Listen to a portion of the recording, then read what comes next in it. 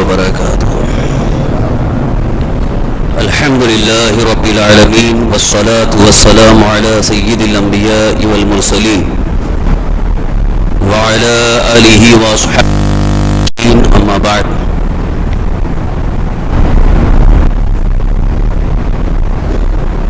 فأعوذ بالله من الشيطان الرجيم. بسم الله الرحمن الرحيم.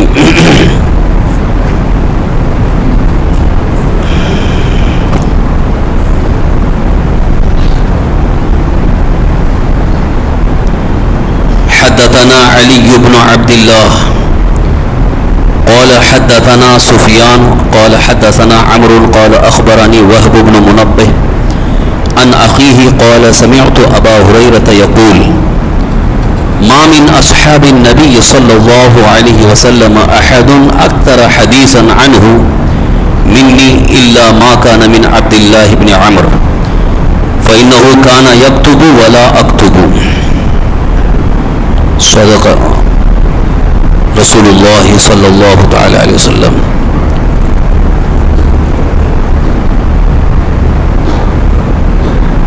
حدیث مبارکہ سے قبل تعلیق میں نے یہ تلاوت کی ہے اور اس کے متعلق حدیث آگے آ رہی ہے. پہلے اس تعلیق پر کچھ گفتگو ہوگی. اس سے پیشتر حصول برکت کے لیے ایک مرتبہ درود شریف پڑھ لیں. اللہم صلی وسلم علی سیدنا مولانا محمد معن الجود والکرم وعلی آلہ واصحابہ وبارک وسلم. صلاة و سلاما علیک یا رسول اللہ. صلاة و سلاما علیک یا حبیب اللہ.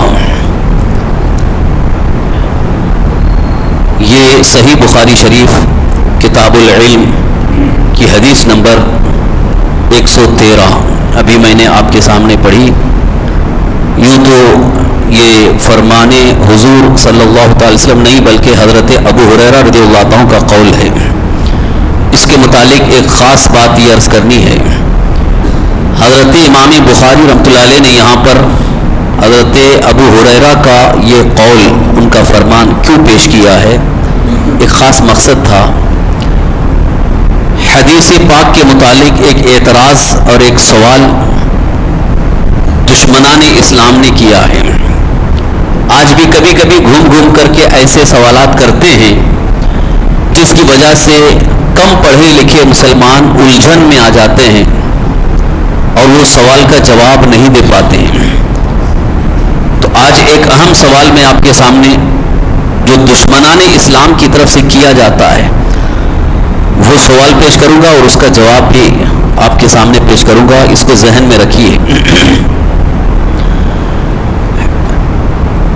اللہ کے حبیب سرکار دو عالم صلی اللہ تعالی وسلم کے فرمان کو ہم حدیث کہتے ہیں. حدیث رسول ہمارے اسلام کا پورا سرمایہ یعنی جس سے احکام ثابت ہوتے ہیں، نماز روزہ حج زکوٰۃ سارے احکام ثابت ہوتے ہیں، قرآن ہے اور حدیث ہے. قرآن کے متعلق تو پورا یقین ہے کہ یہ اللہ کا کلام ہے. اس میں کوئی شک شبہ نہیں ہے. کوئی شک کر بھی نہیں سکتا اور جو شک کرے گا وہ مسلمان ہی نہیں ہے. رہا سوال یہ ہے حدیث رسول صلی اللہ تعالی وسلم کے بارے میں دشمنان اسلام نے، اسلام کے جو مخالفین ہیں انہوں نے، خاص طور پر یہودیوں نے یہ ایک اعتراض پیش کیا کہ آپ حدیث پر اعتماد کرتے ہو، بھروسہ کرتے ہو اور حدیث رسول پر عمل کو اپنے لیے لازم سمجھتے ہو، لیکن یہ حدیث لکھی کب گئی؟ حدیثیں لکھی کب گئی؟ رسول اللہ صلی اللہ علیہ وسلم کے زمانے میں تو نہیں لکھی گئی تھی. یہ بہت بعد میں لکھنا شروع ہوا. یہاں تک کہ امام بخاری جنہوں نے یہ کتاب لکھی ہے یہ 2ویں صدی ہجری میں آ رہے ہیں. 1 صدی ہجری ختم ہو چکی ہے یعنی 100 سال پورے ہو چکے ہیں. 100 سال پورے ہونے کے بعد 2ویں صدی ہجری میں وہ بھی حضرت امام بخاری یا ان سے کچھ پہلے لکھنے کا سلسلہ شروع ہوا. اب جب سے لکھا گیا تب سے یہ حدیثوں کا مجموعہ آپ کے پاس آ گیا. بخاری ہے، مسلم ہے، ترمذی ہے، یہ جو حدیث کی کتابیں. لیکن رسول پاک صلی اللہ علیہ وسلم کے زمانے میں بخاری نہیں تھی، مسلم شریف نہیں تھی، ترمذی یہ کتاب نہیں تھی. تو لکھنے کا سلسلہ تو بعد میں آیا، بعد میں شروع ہوا، پہلے تو نہیں لکھا گیا تھا. تو اب جو رسول اللہ صلی اللہ علیہ وسلم سے حدیثیں ان تک پہنچی ہیں، انہوں نے تو لکھا نہیں تھا اور بعد والوں نے لکھنا شروع کیا. تو ہو سکتا ہو انہوں نے اپنی طرف سے کچھ لکھ کر کے پیش کر دیا اور اس کو آپ نے حدیث رسول سمجھ کر عمل کرنا شروع کر دیا. ایک سوال. اب یہاں کم پڑھے لکھے لوگ جو ہے وہ اچنبے میں پڑ جاتے ہیں. واقعی اس کا تو ہمارے پاس کوئی جواب ہے نہیں کہ رسول اللہ صلی اللہ علیہ وسلم کے زمانے میں حدیث لکھی نہیں گئی تھی، تو بعد میں لکھنا شروع ہوا، اس کا سلسلہ شروع ہوا. تو ہو سکتا ہو بعد والوں نے کچھ گڑبڑ کیا ہو. دوسری چیز اسی سے ملتا جلتا ایک دوسرا سوال گیا کہ رسول اکرم صلی اللہ تعالی وسلم نے حدیثوں کو لکھنے سے منع کیا تھا، تو پھر بعد میں لکھا کیوں گیا؟ رسول اکرم صلی اللہ علیہ وسلم نے منع فرمایا تھا کہ لا تکتبوا عنی، ایک فرمان رسول ہے، حضور صلی اللہ علیہ وسلم کا ارشاد ہے لا تکتبوا عنی، کتب یکتب معنی لکھنا، لا تکتبوا مت لکھو، عنی مجھ سے جو سنو اس کو مت لکھو. تو اس کو لے کر کے یہودی اور عیسائی دشمنان اسلام پر حملہ کرتے ہوئے کہتے ہیں کہ تمہارے رسول نے تو منع کیا تھا لکھنے سے اور آپ نے لکھنا شروع کیا اور لکھ کر کے کتابیں جمع کر دی. سوال سمجھ میں آ رہا ہے؟ سوال سے ہی آپ کو مقصد سمجھ میں آ گیا ہوگا. سوال کرنے والوں کا مقصد کیا ہے؟ مطلب ان کا مقصد یہ ہے کہ اسلام کو چھوڑو، اس میں بہت سارے شبہات و شبہات ہیں، یہ سب بنایا ہوا ہے لوگوں نے اپنی طرف سے. اللہ اور اس کے رسول کا فرمان کہاں ہے؟ اللہ کا فرمان تو ہے لیکن حدیث جو ہے وہ رسول اللہ صلی اللہ علیہ وسلم کا فرمان ہے، مگر اس میں تو یہ بہت بعد میں لکھنا شروع ہوا، جس کا مجموعہ آپ کے نزدیک بخاری کی حیثیت سے ہے. اور ساتھ ہی ساتھ حدیث میں ہے حضور صلی اللہ علیہ وسلم نے منع فرمایا تھا، تو پھر جنہوں نے لکھنا شروع کیا تو انہوں نے غلط کیا، لکھنا نہیں چاہیے تھا. یعنی جو کچھ بھی اسلام کا سرمایہ ہے اس کو ختم کرنے کے لیے یہ ذہن میں بٹھایا جا رہا ہے کہ اسلام جس چیز کو تم سمجھ رہے ہو قرآن اور حدیث، وہ حدیث تو لکھنے کا وہ منع کیا گیا تھا، انہوں نے لکھ دیا. تو جن لوگوں نے لکھا اپنی طرف سے لکھا ہوگا.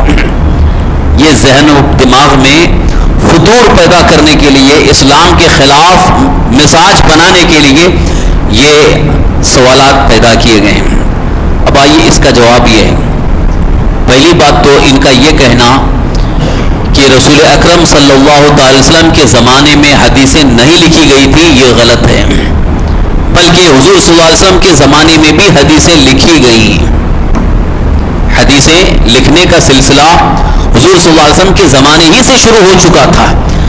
لیکن بات دراصل یہ ہے کہ جو صحابہ جن کا حافظہ بہت مضبوط تھا، ایک بات بھی ایک لفظ بھی بھول نہیں سکتے تھے، تو انہوں نے لکھا نہیں، اپنے حافظے پر اعتماد کیا. جیسے بہت سارے ہمارے درمیان بھی جن کا حافظہ بہت مضبوط ہوتا ہے، ان کو کتنے فون کے نمبر یاد رہتے ہیں، ان کو لکھنے کی ضرورت نہیں، ڈائری کی ضرورت نہیں ہے، ان کے پاس ذہن میں محفوظ ہے. تو وہ صحابہ خاص طور پر حضرت ابو ہریرہ رضی اللہ عنہ، یہ رسول پاک صلی اللہ تعالی وسلم کی بارگاہ سے قوت حافظہ پا چکے تھے. میں نے کئی بار آپ کے سامنے ذکر کیا کہ جب آپ نے شکایت کی حضور کی بارگاہ میں، یا رسول اللہ میں سنتا ہوں یاد نہیں رہتا ہے، تو حضور نے کیا فرمایا؟ اپنی چادر بچھاؤ. حضرت ابو ہریرہ نے چادر بچھائی، رسول پاک صلی اللہ علیہ وسلم نے اپنے دونوں ہاتھ مٹھی باندھ کر اس طرح رکھا. کیا رکھا؟ کچھ ظاہری طور پر تو کچھ دکھ نہیں رہا ہے. صحابہ کہتے ہیں، حضرت ابو ہریرہ خود کہتے ہیں کہ رسول اللہ صلی اللہ علیہ وسلم نے مٹھی باندھ کر کے ایسے رکھا. وہ دینے والے جانے اور اللہ بہتر جانے. حضرت ابو ہریرہ کہتے ہیں کہ جب رسول اللہ صلی اللہ علیہ وسلم نے مٹھی باندھ کر رکھا اور فرمایا کہ اے ابو ہریرہ اس کو لے کے اپنے سینے سے لگا لو، تو انہوں نے چادر اٹھا کے سینے سے لگایا. اس کے بعد کہتے ہیں قسم خدا کی، حدیث تو حدیث کا ایک لفظ بھی میں نہیں بھولا. جو رسول اللہ صلی اللہ علیہ وسلم سے سن لیتا تھا وہ بالکل ہو بہو ویسے ہی یاد ہو جاتا، یعنی بالکل ذہن میں نقش ہو گیا ہو، بھولنے کا کوئی سوال ہی نہیں. ایسا غضب کا حافظہ دنیا میں کسی نے کسی کا دیکھا نہ ہوگا جو حضرت ابو ہریرہ کا تھا. اصل میں یہاں اللہ تعالیٰ کو بھی یہ منظور تھا کہ فرمان رسول کی حفاظت ہو، تو اس لیے اللہ تعالیٰ نے حضور کے ذریعے حضرت ابو ہریرہ کو ایسا قوت حافظہ عطا فرمایا کہ جو حضور کی بات سن لیں ان کی ذہن میں محفوظ ہو جائے. تو ان کی ذہن میں محفوظ ہو گئی حدیثیں، اور پھر وہ اسی حفظ کی بنیاد پر روایت بیان کرتے تھے. یہاں تک کہ بہت سارے صحابہ جنہوں نے حضور صلی اللہ علیہ وسلم سے جو حدیثیں سنی تھی اس کو کنفرم کرنے کے لیے حضرت ابو ہریرہ کے پاس آتے تھے کہ میں نے جو حضور سے سنا ہے آپ کو میں سنا کے دیکھتا ہوں کہ بالکل میں نے صحیح سنا ہے کہ نہیں، کہیں ایک لفظ ادھر ادھر تو نہیں ہے.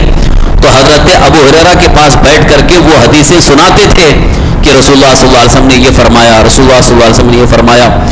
تو جب حضرت ابو ہریرہ تصدیق کر دیتے تھے کہ ہاں بالکل صحیح سنا ہے آپ نے، تو ان کو یقین ہو جاتا کہ ہاں ہم نے صحیح سنا ہے. اس طرح حدیثیں محفوظ ہوئی ہیں، حدیثوں کی حفاظت ہوئی ہے. اب اس میں کوئی اپنی طرف سے ملانے کا کوئی سوال ہی نہیں. جب ان کو اللہ نے قوت حافظہ بھی عطا فرمایا، یادداشت کی قوت عطا فرمائی، تو پھر وہ کیوں اپنے قول کو یا اپنی طرف سے کسی چیز کو ملائیں گے؟ جبکہ حدیث پاک بہت مشہور ہے. حضور صلی اللہ علیہ وسلم نے ارشاد فرمایا من کذب علی متعمدا فلیتبوأ مقعدہ من النار، جو میری طرف جھوٹی بات کو منسوب کرے گا اس کا ٹھکانہ جہنم ہے. یعنی جو فرمان رسول نہیں ہے، اگر کوئی یہ کہہ دے کہ رسول اللہ صلی اللہ علیہ وسلم نے فرمایا، اپنی طرف سے پیش کر رہا ہے، تو حضور صلی اللہ علیہ وسلم نے فرمایا اس کا ٹھکانہ جہنم ہے. تو صحابہ ایسی حرکت کیوں کریں گے کہ وہ معاذ اللہ اپنے آپ کو اپنی طرف سے پیش کر کے یہ کہیں گے کہ رسول اللہ صلی اللہ علیہ وسلم نے فرمایا؟ کیا معاذ اللہ ان کو جہنمی بننا ہے؟ ہرگز ایسا نہیں ہو سکتا. صحابہ کرام نے حفظ کی بنیاد پر، اپنی یادداشت کی بنیاد پر یہ پیش کیا ہے کہ جو ہم کہہ رہے ہیں بالکل ہو بہو حضور صلی اللہ علیہ وسلم نے ایسے ہی فرمایا. آپ کو سن کر کے تعجب ہوگا، حیرت ہوگی، جب ہم کسی کی بات کو نقل کرتے ہیں، جیسے فلاں صاحب نے کہا، فلاں صاحب نے کہا، تو ہم جب نقل کرتے ہیں تو اس میں کچھ نہ کچھ کمی بیشی ہوتی ہے، ایک لفظ کا کبھی کبھی ادھر ادھر ہو جاتا ہے. لیکن صحابہ نے حضور کی بات کو، حضور کے فرمان کو نقل کرنے میں ادھر ادھر بالکل نہیں کیا. جو حضور نے فرمایا، یہاں تک کہ اگر لفظ میں بھی کچھ شک ہوا کہ شاید یہ لفظ فرمایا تھا یا یہ لفظ فرمایا، تو دونوں ذکر کر دیتے ہیں کہ شاید یہ لفظ فرمایا تھا یا یہ لفظ فرمایا، شک کے راوی. اور مزید کمال کی بات یہ ہے کہ اگر سرکار دو عالم صلی اللہ علیہ وسلم بیان کرتے وقت اگر مسکرا دیے، مسکرانا جسے کہتے ہیں، مسکرا دیے، تو راوی یعنی نقل کرتے وقت یہ بھی کہتے ہیں کہ سرکار صلی اللہ علیہ وسلم اس حدیث کو بیان فرماتے ہوئے اس وقت مسکرائے تھے، ایسے ہی مسکرائے تھے. تو وہ انداز بھی وہی بیان کرتے ہیں تاکہ نقل کرنے میں ذرہ برابر فرق نہ ہو. تو جو صحابہ اتنی احتیاط کر رہے ہوں تو ہمارے دین کی بنیادیں کتنی مضبوط ہیں. قرآن تو الحمدللہ اس میں کوئی شک و شبہ نہیں، اللہ کا کلام ہے، شروع سے لے کر آخر تک، بسم اللہ الرحمن الرحیم سے لے کر والناس تک، اس میں ایک لفظ بھی کسی انسان کا بنایا ہوا یا اس میں شامل کیا ہوا نہیں ہے. مکمل اللہ کا کلام ہے، پورا پورا اللہ کا کلام ہے. صحابہ نے اس میں اتنا خیال کیا ہے کہ کوئی اپنی طرف سے کسی کی بھی کوئی بات، یہاں تک کہ حدیث بھی یعنی حضور صلی اللہ علیہ وسلم کا فرمان بھی اس میں شامل نہ ہو، اس کو الگ کیا گیا. اور ساتھ ہی ساتھ حدیث رسول صلی اللہ علیہ وسلم کو جمع کرنے میں بھی انہوں نے اتنا احتیاط کیا ہے. اب دوسرا جو یہودیوں کی طرف سے سوال ہے کہ لکھنے کا سلسلہ جو ہے یہ بعد میں ہوا تھا تو کیوں لکھا گیا ہے، تو پہلے ہی جواب دے دیا کہ لکھنے کا سلسلہ حضور صلی اللہ علیہ وسلم کے زمانے میں شروع ہو چکا تھا. حفظ کی بنیاد پر بعض حضرات نے لکھا نہیں اور حافظے ہی کی بنیاد پر منتقل کیا، لیکن جن کو لکھنے کی صلاحیت تھی یا جن کے پاس لکھنے کا سامان تھا انہوں نے لکھ بھی لیا. وہی یہاں پر حضرت امام بخاری نے دلیل کے طور پر پیش کیا ہے کہ حضرت ابو ہریرہ فرماتے ہیں، حضرت ابو ہریرہ رضی اللہ عنہ نے فرمایا کہ میں حفظ کی بنیاد، یہ حضرت ابو ہریرہ کا قول دیکھیے، حدثنا علی بن عبد اللہ قال حدثنا سفیان قال حدثنا عمرو قال اخبرانی وہب ابن منبہ عن اخیہ.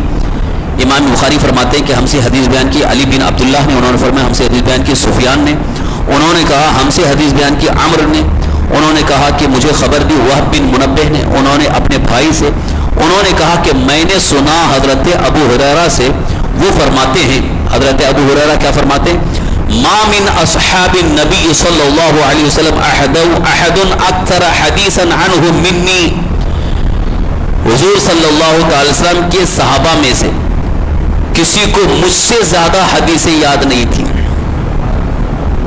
حضرت ابو ہریرہ کیا کر رہے ہیں, مجھ سے زیادہ کسی کو یاد نہیں تھی. کیوں؟ اس لیے کہ حضور نے ان کو حافظے کی قوت عطا کی تھی. کہتے ہیں ما من اصحاب النبی صلی اللہ علیہ وسلم احد اکثر حدیثا عنہ منی الا ما کان من عبداللہ ابن عمر, ہاں مگر حضرت عبداللہ بن عمر ان کو بھی زیادہ حدیثیں یاد ہوئی, اس لیے فإنہ کان یکتب ولا اکتب, وہ لکھ لیتے تھے اور میں نہیں لکھ پاتا تھا.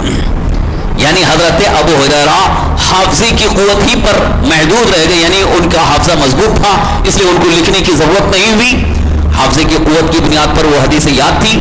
لیکن حضرت عبداللہ ابن عمرو ابن عاص رضی اللہ عنہ, یہ صحابی رسول ہیں, ان کے بارے میں حضرت ابو ہریرہ کہتے ہیں کہ وہ لکھ کر کے رکھ لیتے تھے, یعنی حضور سے جو سن لیے اسی وقت لکھ لیتے.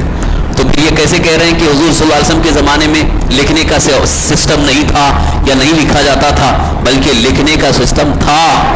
یہاں دلیل موجود ہے, حضرت امام بخاری پیش کر رہے ہیں کہ حضرت ابو ہریرہ خود فرما رہے ہیں کہ مجھ سے زیادہ کسی کو حدیث یاد نہیں تھی مگر عبداللہ ابن عمر. تو ان کو حدیثیں کیوں زیادہ یاد ہوئی, اس لیے کہ وہ لکھ لیتے تھے, جو بھی سنتے تھے وہ لکھ لیتے تھے. تو اس کا مطلب یہ ہوا کہ بعض حضرات نے جو نہیں لکھا وہ احتیاط کی بنیاد پر بیان نہیں کرتے تھے, کہیں مجھ سے غلط نہ ہو جائے, کوئی لفظ ادھر ادھر نہ ہو جائے. لیکن جو حضرت عبداللہ ابن عمرو ابن عاص نے لکھ کر کے رکھا تو لکھے ہوئے اسی کو پیش کر دیتے تھے کہ میرے پاس حدیث رسول لکھی ہوئی ہے, اور اس میں تو کوئی گڑبڑ ہونے کا کوئی سوال ہی نہیں. جیسے میں اگر آپ کو ڈکٹیٹ کرا رہا ہوں, املا کرا رہا ہوں کہ آپ لکھیے, اور میں نے چند الفاظ کہا, آپ نے اس کو لکھ کر رکھ لیا, اب چند دنوں کے بعد آپ کو بتانا ہو کہ حضرت نے کیا کہا تھا, تو لکھا ہوا آپ کے پاس موجود ہے تو آپ ہو بہو وہی سنا سکتے ہیں. تو حضرت عبداللہ ابن عمرو ابن عاص لکھ کر کے رکھتے تھے, اور جب بھی کسی صحابی کو یا کہیں بھی حدیث بیان کرنا ہوتا اس کو دیکھ لیتے تھے پھر بیان کرتے تھے, تاکہ فرق نہ ہو کہ اس وقت جو میں نے سن کر کے جو لکھ لیا تھا اسی کے مطابق ہو. اگر حضور صلی اللہ علیہ وسلم کے زمانے میں لکھنے کا اہتمام نہیں تھا تو حضرت عبداللہ ابن عمرو ابن عاص نے لکھا کیوں؟ لکھا ہے. اب دوسرا جو سوال یہودیوں کی طرف سے کیا جاتا ہے, دشمنان اسلام کی طرف سے کیا جاتا ہے کہ اللہ کے رسول نے منع فرمایا تھا کہ مت لکھو, تو انہوں نے لکھا کیوں؟ پہلی بات تو یہ ہے کہ حضور صلی اللہ علیہ وسلم کے فرمان کو آپ زیادہ سمجھتے ہیں کہ صحابہ؟ اگر رسول پاک صلی اللہ علیہ وسلم نے منع کیا ہوتا تو کوئی صحابی کی جرأت نہیں کہ وہ لکھ لیتے. تو یہ حضرت عبداللہ ابن عمرو ابن عاص لکھ کیوں رہے ہیں؟ حضور نے منع نہیں کیا تھا, لکھنے سے کبھی حضور نے منع نہیں کیا. اب آپ ذرا کامن سینس سے سوچو, عقل سے سوچو کہ منع کرنے کا سوال کیوں, منع کیوں کیا حضور نے؟ منع کرنے کا کوئی سوال ہی نہیں, لکھنے سے منع کرنے کا کوئی سوال ہی نہیں. اب یہاں پر حدیث ہے, یعنی حضور کا فرمان ہے لا تکتبوا عنی, مگر یہ سمجھنے کی ضرورت ہے کس موقع پہ حضور نے فرمایا تھا. اصل یہاں معاملہ یہ تھا کہ جب نزول وحی کا سلسلہ جاری تھا, یعنی اللہ کی طرف سے وحی نازل ہوتی تھی, تو حضور صلی اللہ علیہ وسلم کے پاس جب وحی آتی, یعنی حضرت جبریل پڑھ کر کے سنا کے چلے جاتے, تو رسول پاک صلی اللہ علیہ وسلم اسی کو سیم ویسے ہی پڑھ کر کے سناتے تھے. جو قرآن نازل ہوتا تھا تو حضرت جبریل آ کر کے حضور کے سامنے پڑھ کر کے چلے جاتے تھے, تو حضور صلی اللہ علیہ وسلم کے سینے میں وہ محفوظ ہوتا تھا. تو جو صحابہ وہاں پر موجود ہوتے ان کو حضور صلی اللہ علیہ وسلم پڑھ کر کے سناتے تھے کہ ابھی یہ وحی نازل ہوئی, ابھی یہ کلام اللہ کا آ گیا, تو وہ پڑھ کر کے سناتے تھے. تو جو پڑھ کر کے حضور سناتے تھے اس وقت صحابہ لکھ لیتے تھے. کچھ حضرات مخصوص تھے, ان کو کاتبین وحی کہا گیا. کاتب کا مطلب لکھنے والا, رائٹر, عربی میں ان کو کاتب کہتے ہیں, رائٹر جو لکھنے والے ہیں. تو کاتبین وحی میں حضرت عبداللہ ابن عمرو ابن عاص بھی ہیں، حضرت امیر معاویہ ہیں، حضرت زید بن ثابت ہیں رضی اللہ تعالیٰ، یہ کئی صحابہ جو لکھنے والے تھے ان کے سامنے حضور صلی اللہ علیہ وسلم پڑھ کر کے سناتے تھے تو وہ لکھ لیتے تھے۔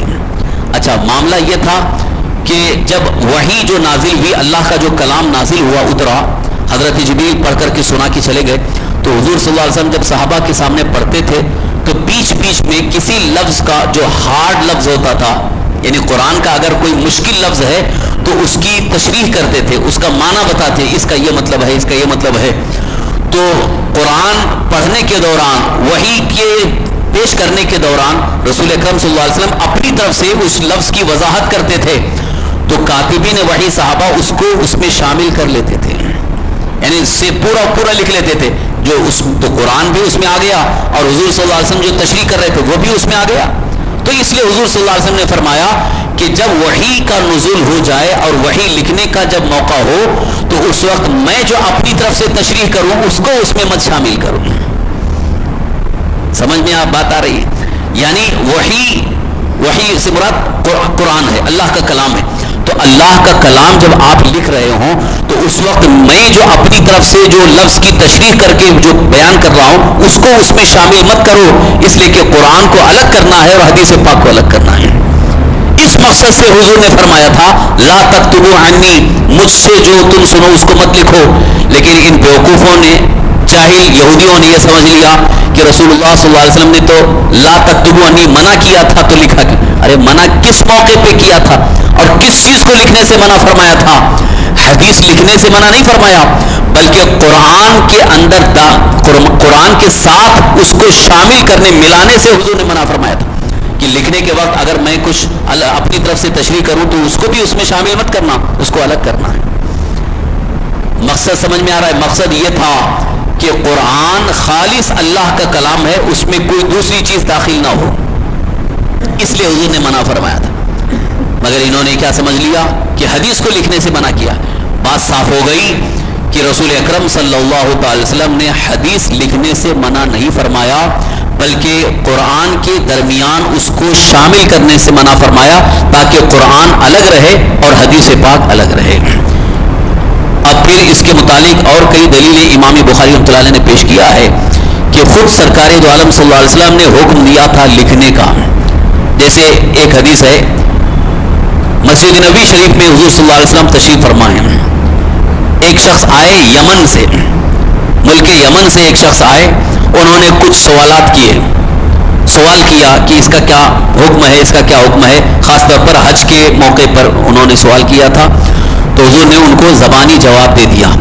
تو انہوں نے کہا کہ یا رسول اللہ میں فلاں قبیلے کا نمائندہ ہوں، یمن سے آیا ہوں، تو مجھے لکھ کر کے دے دیجئے، کیونکہ میں سن تو لیا ہوں، اب جا کر کے وہاں لوگوں کے سامنے بیان کروں گا تو کہیں فرق نہ ہو جائے، اس لیے مجھے لکھ کر کے دیا جائے۔ تو اس وقت سرکار دو عالم صلی اللہ علیہ وسلم نے جو وہاں دوسرے صحابہ موجود تھے مدینہ منورہ کے، ان سے کہا حضور نے ان کو لکھ کر کے دے دیجئے۔ ان کو لکھ کر کے دیا گیا تاکہ لکھا ہوا جو ہے وہ محفوظ رہے گا، وہ جا کر کے جب وہاں لوگوں کے سامنے بیان کریں گے تو ہو بہو وہی چیز بیان کریں گے جو رسول اللہ صلی اللہ علیہ وسلم نے بیان فرمایا۔ اور یہ حدیث موجود ہے کہ انہیں لکھ کر کے دیا گیا۔ تو اگر لکھنے سے حضور نے منع فرمایا تھا تو پھر لکھ کر کے دینے کا حکم کیوں دیا؟ بات سمجھ میں آ گئی؟ یہ دشمنان اسلام کی طرف سے اسلام کو ڈیمیج کرنے کے لیے، اسلام کو معاذ اللہ لوگوں کے ذہن و دماغ میں شک و شبہ پیدا کرنے کے لیے اس طرح کے سوالات کیے جاتے ہیں۔ آج بھی یہ جتنے بھی دشمنان اسلام ہیں، اسلام کے خلاف بکواس کرنے والے، ابھی سوشل میڈیا پر یہ بہت زیادہ چل رہا ہے۔ ہمارے بہت سارے نوجوان جو پڑھے لکھے ہیں، تعلیم یافتہ ہیں، سوشل میڈیا پر وہ دیکھتے ہیں کہ فلاں نے فلاں کمنٹ کیا ہے۔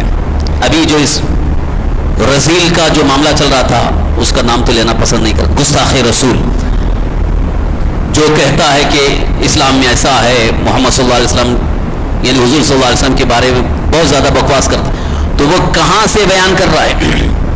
یہ تو ہندو ہے، اس کو تو قرآن اور حدیث کیا معلوم ہے؟ جو یہاں کے ہندو ہیں ان کو قرآن اور حدیث کے بارے میں کچھ معلوم نہیں، ان کو کہاں سے مل رہا ہے؟ یہ جو اسرائیلی یہودی ہیں، چونکہ وہ عربی جانتے ہیں، تو قرآن میں کیا ہے، حدیث میں کیا ہے ان کو معلوم ہے. اب پھر اسی میں سے نکال کر کے اپنے ذہن سے اپنی طرف سے اعتراض سوال بنا کر کے ان کو دیتے ہیں کہ تم ان کے خلاف ایسا پروپیگنڈا کرو، ان کے خلاف سوال کرو، تاکہ مسلمان جو ہیں وہ الجھ جائیں گے کہ ارے اسلام میں ایسا ہے، تاریخ اسلام میں ایسا ہے. تو یہ الجھانے کے لیے، کیونکہ انہیں معلوم ہے کہ اسلام تیزی سے پھیل رہا ہے. آج پوری دنیا میں اگر سب سے زیادہ پھیل رہا ہے تو اسلام ہے، کیونکہ اسلام کی حقانیت، اسلام کی سچائی اس قدر کھل کر کے سامنے آ گئی ہے کہ بڑے بڑے ریسرچ اسکالرز جو ہے وہ تعجب میں ہیں کہ واقعی سب سے سچا مذہب تو اسلام ہی ہے، اور اب تک ہم اس سے دور ہیں. اب جیسے ہی ان کو سچائی ملتی ہے فوراً اسلام کے دامن میں آ جاتے ہیں. بڑے بڑے سائنٹسٹ ماننے پر مجبور ہیں، اس لیے کہ اب تک انہوں نے صرف اور خاص طور پر یہاں کے جو بہت زیادہ پڑھے لکھے سمجھدار ہیں، انصاف پسند ہیں، وہ تو یہ دیکھ رہے ہیں کہ ابھی تک تو ہم خالی گوبر اور پیشاب میں تھے، یعنی ان کے پرکھوں نے بتا دیا تھا یہ پیشاب پیو، یہ کرو، اسی میں تھے. لیکن جیسے جیسے ریسرچ کے میدان میں آگے بڑھ رہے ہیں انہیں سمجھ میں آ رہا ہے کہ اسلام نے تو بہت پہلے اس کو بتا دیا ہے. میڈیکل سائنس پڑھنے والے آج بھی اس بات کے بالکل ہی قائل ہیں، اس بات کا اعتراف کر رہے ہیں کہ میڈیکل سائنس میں ریسرچ کے بعد جو چیزیں آج بیان کی جا رہی ہیں وہ اسلام میں پہلے سے موجود ہیں. ابھی ایک چھوٹی سی بات ہے، کورونا کی وجہ سے یا جتنی بھی بہت سارے مصیب بیماریاں جو وبا کے طور پر پھیلی گئی، اس موقع پہ ڈاکٹرز نے کہا آپ سے ہاتھ اچھی طرح سے دھل لیا کرو، ہاتھ دھل کر کے کھانا کھاؤ، اس لیے کہ جیسے ہی آپ کہیں باہر سے آتے ہیں تو ہاتھ پر جو ہے وہ جراثیم، بیکٹیریاز، بیماریوں کے جراثیم لگے رہتے ہیں. ویسے ہی کھاؤ گے تو وہ جراثیم تمہارے کھانے میں چلے جاتے ہیں، اس کی وجہ سے بیماریاں بڑھ رہی ہیں. ابھی تو کورونا میں اتنا زیادہ ان لوگوں نے اہتمام کیا تھا کہ وہ سینیٹائزر کرو، سینیٹائز لگاؤ، اور بار ایک گھنٹے پہ سینیٹائز کر رہے ہیں، کیونکہ ان کو معلوم ہے کہ جراثیم لگیں گے اور وہی کھائیں گے تو بیماریاں ہوں گی. تو اب ریسرچ کر کے تمہیں یہ معلوم ہو رہا ہے کہ ہاتھ دھونا چاہیے. یہ تو اسلام نے بہت پہلے بتا دیا ہے کہ جب بھی کھانا کھانا ہو تو ہاتھ دھل کر کے کھانا کھاؤ. یہ اللہ کے حبیب ہمارے آقا سرکار دو عالم صلی اللہ علیہ وسلم نے بہت پہلے بتا دیا ہے. اور یہاں بھی دیکھیے، شاید آپ کو بات یاد ہوگی، میں نے جمعہ میں بھی یہ بتایا تھا، کھانے سے پہلے ہاتھ جب دھوتے ہیں تو اس کو رومال سے، دستی سے، ٹاول سے پوچھنا نہیں چاہیے. یہ مسئلہ معلوم ہے آپ کو؟ کھانے سے پہلے جب ہاتھ دھویا جاتا ہے تو ہاتھ دھو کر کے آپ ٹاول سے نہ پوچھو. آج کل ماڈرن جو لوگ ہیں وہ ہاتھ دھلنے کے بعد فوراً ٹاول پیش کرتے ہیں، دستی پیش کرتے ہیں، حضرت پوچھ لیجئے. ان کو معلوم ہی نہیں کہ یہاں جو ہاتھ دھویا گیا ہے، ہاتھ دھونے کے بعد ڈائریکٹ کھانا کھائیے، ہاتھ نہیں پوچھنا. کھانے کے بعد جب ہاتھ دھوتے ہیں تب ہاتھ پوچھنا ہے. تو یہ کھانے سے پہلے ہاتھ دھو کر کے ہاتھ نہیں پوچھنا ہے، اس کی وجہ کیا ہے؟ آج لوگوں کو، بلکہ بہت سارے لوگوں کو یہ پتہ ہی نہیں ہے. حضور نے منع فرمایا، وجہ یہ ہے کہ آپ نے ہاتھ دھل دیا ہے، ہاتھ تو صاف ہوگا. اب جو ٹاول سے، دستی سے، رومال سے جو پوچھ ہیں اس میں بھی تو جراثیم ہوں گے، وہ جراثیم واپس آپ کے ہاتھ میں آ گئے تو پھر آپ وہی کھائیں گے. تو میرے آقا صلی اللہ علیہ وسلم آپ کو بیماریوں سے بچانا چاہتے ہیں. کتنی عظیم یہ حقانیت ہے جو آج پوری دنیا کے بڑے بڑے، کیونکہ اب میڈیکل سائنس جو ہے بہت عروج پر ہے، میڈیکل سائنس بہت ترقی پہ ہے، تو اس لیے دنیا کی ساری قومیں یہ دیکھ رہی ہیں کہ اس وقت سب سے زیادہ عروج، ترقی جو ہے وہ میڈیکل سائنس کو ملی ہے، اس میں اسکوپ زیادہ ہے، اس میں جا رہے ہیں، اس فیلڈ میں جا رہے ہیں. لیکن آپ کو معلوم ہونا چاہیے میڈیکل سائنس کے سارے فارمولے یہ اسلام سے ملے ہیں، قرآن سے ملے ہیں، حدیث پاک سے ملے ہیں. اور حضور صلی اللہ علیہ وسلم کی حدیثیں جن کو ہم طب نبوی کہتے ہیں، بڑے بڑے حکیم، بڑے بڑے ڈاکٹر جو ہے وہ خود اس کا مطالعہ کر رہے ہیں، حضور کی طب نبوی کا، اور ان کو بہت ساری چیزیں مل رہی ہیں، بہت ساری چیزیں. اور سائنس نے بھی ان کو نہیں بتایا لیکن حضور کی حدیث سے وہ چیزیں مل رہی ہیں. تب جا کر کے وہ کہہ رہے ہیں کہ ہاں یہ بھی چیز ہے، اس کا بھی اہتمام ہونا چاہیے.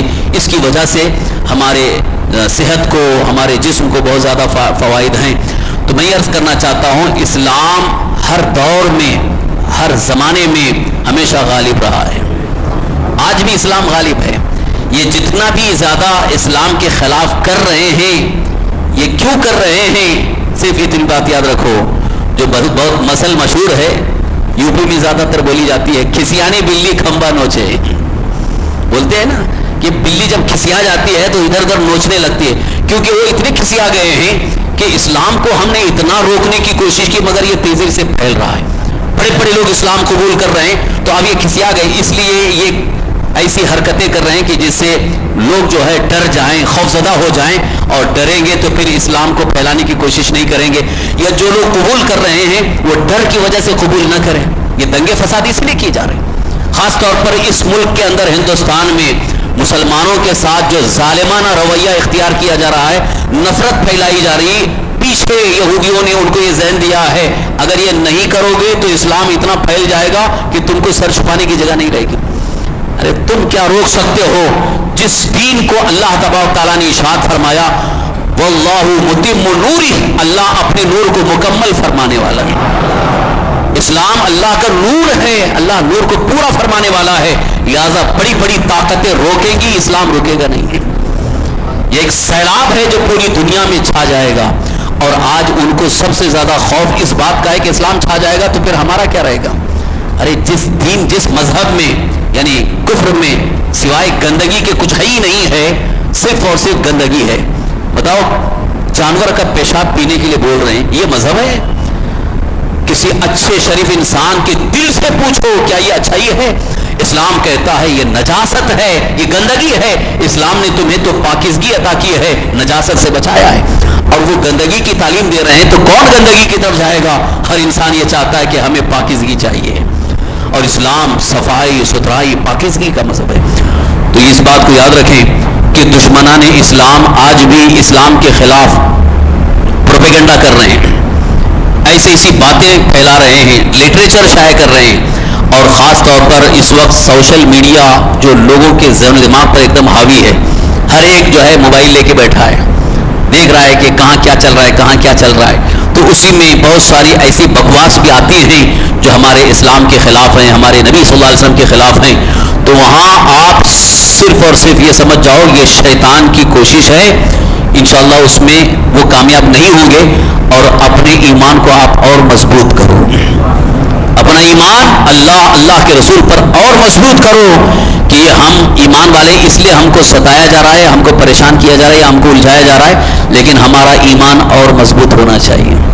जैसे हजरत बिलाल हबशी रज़ियल्लाहु, जब उनके बदन पर, उनके जिस्म पर उनका जो आका कोड़े मारता था तो कहते हैं हजरत बिलाल मेरा ईमान और बढ़ जाता था, मेरे नबी पर मेरा ईमान और बढ़ जाता था, मेरे नबी की मोहब्बत में मुझे मारा जा रहा है, इसलिए और ज्यादा हुजूर का नाम लेते थे और हुजूर की बारगाह में सलाम भेजते थे। तो वो जो दुश्मन था वो और चिढ़ता था, मैं इतना मार रहा हूँ फिर भी उनका नाम लेता है। हजरत बिलाल को मजा आता था कि मेरे आका मेरे महबूब का नाम लेने पर मुझे मरा जा रहा है, लिहाजा मुझे और ज्यादा इसमें लज्जत आ रही है। तो वाकई सही मानों में इश्क मुस्तफ़ा अगर हो तो ये आज जो दुनिया में जितना चल रहा है ना, इसका कोई टेंशन कोई गम नहीं होगा। मोहब्बत रसूल में सरशार हो जाओ, यही हमारे लिए सबसे अजीम सरमाया है, और यही हमारे लिए दुनिया और आखिरत की कामयाबी का सबसे बेहतरीन जरिया है। अल्लाह ताला हम सबको इसकी तौफीक नसीब फरमाए। और जितने भी दुश्मनान इस्लाम के खिलाफ, हुजूर सल्लल्लाहु अलैहि वसल्लम की अज़मत शान के खिलाफ जो भी मंसूबे बना रहे हैं, अल्लाह ताला उन सबको निस्सो नाबूद फरमाए। या अल्लाह या रहमान या रहीम या ज़ुल जलाली वल इकराम या बदी अस्समावाति वल अर्द या इलाहुल आलमीन या रहमान रहीम, या अल्लाह अपने हबीब मुकर्रम हुजूर सय्यद आलम सल्लल्लाहु तआला अलैहि वसल्लम के सदक़े वसीले से हम सब की मग़फ़िरत फरमा। या अल्लाह हमारे सग़ाइर कबाइर तमाम गुनाहों को मुआफ़ फरमा। या अल्लाह हमें तेरे हबीब सल्लल्लाहु अलैहि वसल्लम की तमाम सुन्नतों पर अमल की तौफीक अता फरमा, मोहब्बत रसूल से सरशार फरमा। या अल्लाह हमारे दिलों को इश्क रसूल का मदीना बना दे। या इलाहुल आलमीन या रहमान रहीम, या अल्लाह इस महफिल में जितने भी हाजिर आए और हम सब के जितने भी मुताल्लिकीन अहबाब अक़रबा तमाम मुसलमान अहले सुन्नत, या अल्लाह सबकी तमाम परेशानियों को दूर फरमा, सबकी हर मुश्किल आसान फरमा। या अल्लाह तमाम मुसीबतों को दूर फरमा, आने वाली तमाम बलाओं को दूर फरमा। या रहमान रहीम, या अल्लाह हम में जो भी बेरोज़गार हुए, रोज़ी की तलाश में परेशान है, अल्लाह उन सबको हलाल रोज़ी का ज़रिया अता फरमा, सबकी रोज़ी में, रोज़गार में, तिजारत में, उम्र में खूब बरकतें अता फरमा। या अल्लाह हम में जो बीमार हैं उन्हें शिफाए कामिल वाजिल अता फरमा, صحت و عافیت و تندرستی عطا فرما. مولا تو رحیم ہے رحم فرما. مولا تو کریم ہے کرم فرما. یا اللہ ہم کچھ بھی عمل میں کچھ نہیں ہے مولا، صرف تیرے حبیب صلی اللہ تعالی وسلم کے وفادار ہیں. یا اللہ تیرے حبیب صلی اللہ علیہ وسلم کی وفاداری کا ہمیں صدقہ عطا فرما. وفاداری مصطفیٰ کا صدقہ عطا فرما. حب رسول کا صدقہ عطا فرما. یا اللہ ہمیں عظمت مصطفیٰ پر اپنی جانیں قربان کرنے کا جذبہ عطا فرما. یا الہ العالمین یا رحم الراحمین یا اللہ یا رحم الراحمین یا اللہ ہم سب کی تمام جائز مراد و نیک تمناؤں کو پوری فرما. نیک مقاصد میں کامیابی عطا فرما. جو اپنے اپنے گھروں میں بیٹھ کر اسپیکر کے ذریعے اس درس میں شامل ہیں، سن رہے ہیں، یا اللہ ان کی دعائیں ان کی مرادیں بھی قبول فرما. یا اللہ ان کی مرادیں پوری فرما. یا الہ العالمین یا رحم الراحمین یا اللہ ہم سب غلامان مصطفیٰ پر کرم کی نظر فرما. سارے دشمنان اسلام، دشمنان مصطفیٰ، دشمنان دین کو ہلاک فرما. ان کے منصوبوں کو نیست و نابود فرما. یا اللہ اسلام اور مسلمانوں کے خلاف جو کچھ بھی انہوں نے جال بنا ہے، مکر اور قید اور فریب کا جو جال بنایا ہے، اس جال میں وہ خود پھنستے چلے جائیں. اور جتنے بھی دہشت گرد ظالم فرقہ پرست حکمراں ہیں، یا اللہ وہ سب کے سب ذلیل و خوار ہو جائیں. ان کے منصوبے خاک میں مل جائیں. ان کے منصوبے خاک میں مل جائیں. یا اللہ اسلام اور مسلمانوں کا بول بالا فرما. اسلام اور مسلمانوں کو غلبہ عطا فرما. یا رحم الراحمین یا اللہ ہمیں خوب زیادہ سے زیادہ اخلاص کے ساتھ دین متین کی خدمت کی توفیق اور جذبہ عطا فرما. یا اللہ ہمیں آخری دم تک ایمان پر زندہ رکھ، ایمانی پر خاتمہ نصیب فرما. ربنا آتنا فی الدنیا حسنۃ وفی الآخرۃ حسنۃ وقنا عذاب النار. ربنا تقبل منا انك انت السميع العليم وتب علينا انك انت التواب الرحيم. قال الله تبارك وتعالى في شان حبيبه الكريم اعوذ بالله من الشيطان الرجيم ان الله وملائكته يصلون على النبي يا ايها الذين امنوا صلوا عليه وسلموا تسليما. اللهم صل وسلم على سيدنا مولانا محمد مع الجود والكرم وآله الكرام وابنه الكريم وأمته الكريم وبارك وسلم صلاة وسلاما عليك يا رسول الله صلى الله تعالى عليه وسلم. سبحان ربك رب العزة عما يصفون وسلام على المرسلين والحمد لله رب العالمين. ضروری اعلان سماعت فرما لیں. جیسا کہ سوشل میڈیا کے ذریعے آپ تک سب خبریں پہنچ چکی ہیں، الحمدللہ ہمارے برادر محترم مفتی سلمان اظہری صاحب کو اللہ نے بڑی کامیابی عطا فرمائی. جو اس دشمن رسول کے خلاف جس نے ایک چیلنج کیا تھا، انہوں نے چیلنج قبول کیا تھا. وعدے کے مطابق 17 جون جمعہ کو جامع مسجد پہنچ چکے اور وہاں پر انہوں نے حق کا اعلان کیا. دشمن تو آیا نہیں، پھر بھی الحمدللہ کافی تعداد میں وہاں پر مسلمان پہنچے. غلامان مصطفیٰ کی بھیڑ تھی. پولیس والوں نے وقتی طور پر ان کو اپنے حراست میں لیا، لیکن چند چیزیں پوچھ تاچھ کر کے رات کے 2 بجے چھوڑ دیے. تو یہ ایک طرح سے بڑی کامیابی حاصل ہوئی اللہ تعالیٰ کے فضل سے، سرکار دو عالم صلی اللہ علیہ وسلم کی عنایت سے. تو آج بعد نماز عشاء ایک اعزازی طور پر ان کے اعزاز کے لیے اور خاص طور پر تحفظ ناموس رسالت کے پیغام کو آپ تک پہنچانے کے لیے آج خصوصی اجلاس ہے، جلسہ ہے. آپ حضرات سے گزارش ہے کہ عشاء کی نماز کے فوراً بعد جو یہ اجلاس ہوگا اس میں آپ حضرات شرکت کی سعادت حاصل کریں. اپنے دوست و احباب اور دور دور تک اس پیغام کو عام کریں تاکہ سب کے دلوں میں عظمت مصطفیٰ اور تحفظ ناموس رسالت کا جذبہ بیدار ہو جائے. دشمن جتنی حرکتیں کر رہے ہیں ان کو کرنے دیں اور ہماری کوششیں یہ ہوں کہ ہر مسلمان کے دل میں عشق مصطفیٰ اور عظمت مصطفیٰ بیٹھ جائے. تو تحفظ ناموس رسالت کے لیے، حضور صلی اللہ علیہ وسلم کی عظمت کی حفاظت کے لیے ہم جلسے اور اجتماعات اور اپنی محفلیں قائم کرتے رہیں گے انشاءاللہ، تاکہ ہمارا ایمان سلامت رہے اور آنے والی نسلوں کا ایمان بھی محفوظ رہے.